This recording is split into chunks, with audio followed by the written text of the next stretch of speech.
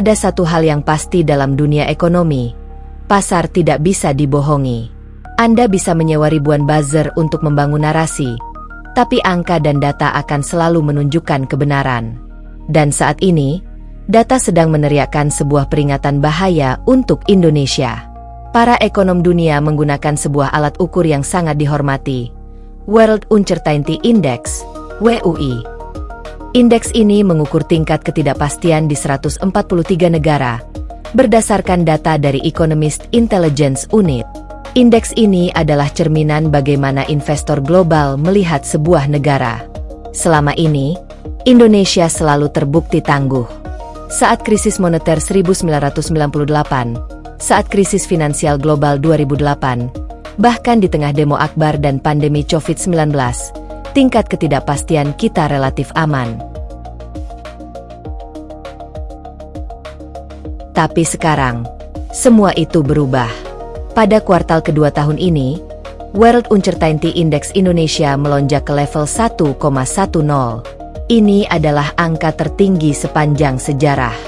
Lebih buruk dari krisis 98, lebih buruk dari pandemi. Artinya, di mata dunia, tingkat ketidakpastian ekonomi kita saat ini berada di titik paling genting. Kita kini tercatat sebagai negara dengan ketidakpastian tertinggi di seluruh ASEAN, jauh di atas Thailand, Malaysia, Vietnam, apalagi Singapura yang hanya 0,18. Ini bukan sekadar angka di atas kertas. Ini adalah alarm merah global. Sebuah sinyal bahwa investor dan pasar internasional sedang membaca ada yang salah arah secara fundamental dalam kebijakan ekonomi kita.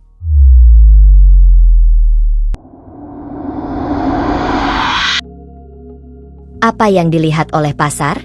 Mari kita bedah satu persatu. Pertama, dari sisi fiskal atau anggaran negara. Hingga Agustus 2025, defisit APBN kita sudah mencapai 1,35% dari PDB. Angka ini didorong oleh satu bom waktu, subsidi energi. Hanya dalam 8 bulan, kita sudah membakar 218 triliun rupiah untuk mensubsidi BBM, LPG, dan listrik.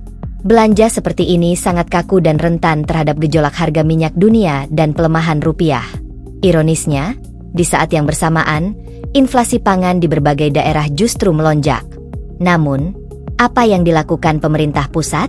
Mereka justru berencana memangkas transfer ke daerah, TKD, sebesar 24,8% tahun depan.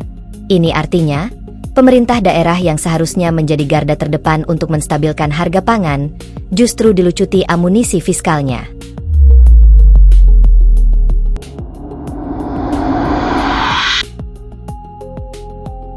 Sekarang kita lihat dari sisi moneter. Untuk menahan anjloknya nilai tukar rupiah, Bank Indonesia, BI, terpaksa bertempur habis-habisan di pasar. Caranya? Dengan menguras cadangan devisa. Per Agustus 2025, cadangan devisa kita anjlok ke level 150,7 miliar dolar Amerika, posisi terendah dalam 9 bulan terakhir. BI memang berjanji akan menggunakan semua instrumen yang ada, tapi intervensi ini tidak gratis. Setiap dolar yang dibakar untuk menahan rupiah hari ini adalah peluru yang hilang untuk menghadapi gejolak di masa depan. Benteng pertahanan moneter kita terus terkikis.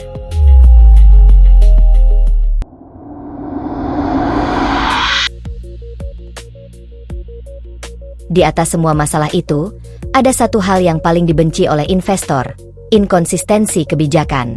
Di atas kertas, pemerintah seolah ingin menunjukkan komitmen pada disiplin anggaran, dengan menargetkan defisit di bawah 2,5% untuk tahun 2026. Tapi di saat yang sama, mereka justru mendorong stimulus konsumsi jangka pendek senilai miliaran dolar dan menyuntikkan likuiditas 200 triliun rupiah ke bank-bank BUMN. Pesan yang dikirim ke pasar menjadi sangat kacau. Di satu sisi bicara soal penghematan, di sisi lain justru belanja jor-joran. Kebijakan yang plan ini menciptakan disorientasi dan membuat investor bingung. Dan dalam dunia keuangan, kebingungan berarti risiko.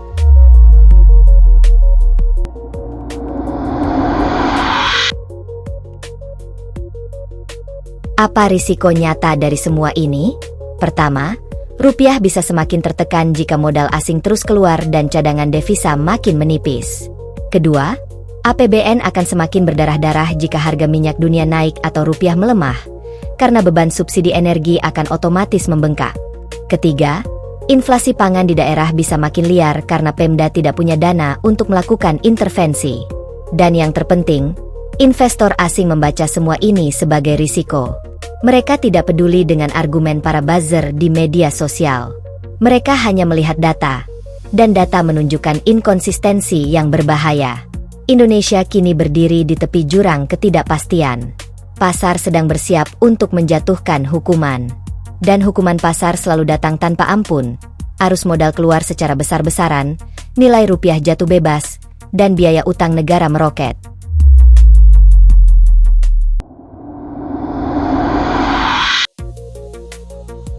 Sudah tak terhitung berapa kali para ekonom dan analis independen mengingatkan, kebijakan ekonomi kita salah arah. Tapi kritik berbasis data ini selalu coba ditenggelamkan. Pesannya sebenarnya sederhana, dan ini bukan soal politik, tapi soal matematika ekonomi yang fundamental. Kembalikan disiplin fiskal, hentikan subsidi jor-joran tanpa kendali, perbaiki koordinasi antara pusat dan daerah, dan berikan Bank Indonesia ruang untuk bekerja tanpa intervensi politik. Jika pemerintah terus menutup telinga dan membiarkan menteri-menteri yang tidak kompeten mengelola ekonomi, maka bukan hanya kredibilitas negara yang akan runtuh, tetapi juga kesejahteraan seluruh rakyat Indonesia. Bila itu terjadi, jangan salahkan siapapun selain diri sendiri, ketika pasar akhirnya berbicara jauh lebih keras daripada rakyat.